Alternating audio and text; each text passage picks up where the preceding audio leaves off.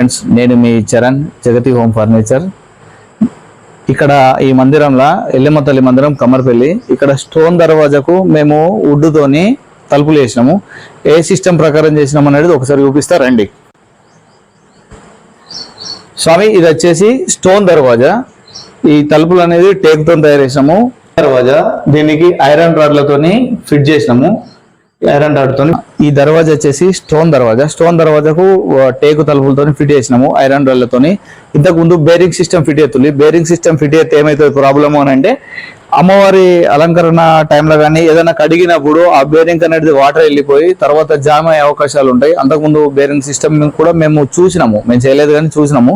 అది కొంచెం గ్రీస్ కానీ ఏదైనా ఊసిచ్చారా ఇబ్బంది అయ్యే ప్రయత్నాలు ఉన్నాయని చెప్పేసరికి మేము ఈ రాడ్ సిస్టమ్తో ఫిట్ చేస్తున్నాము. ఎప్పుడైనా కానీ ఈ రాడ్ సిస్టమ్ తోని స్వామి 100 సంవత్సరాలు కానీ 200 సంవత్సరాలు ఎన్ని సంవత్సరాలు అయినా డోర్ అనేది చెక్కు చెదరకుంటుంటది.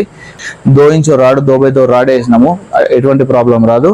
జై శ్రీరామ్. ఎక్కడైనా మీ అందుబాటులో కానీ ఎక్కడైనా కానీ ఈ గుడికి సంబంధించిన తలుపులు ఏదైనా ఉంటే నేను చేసేయగలుగుతా.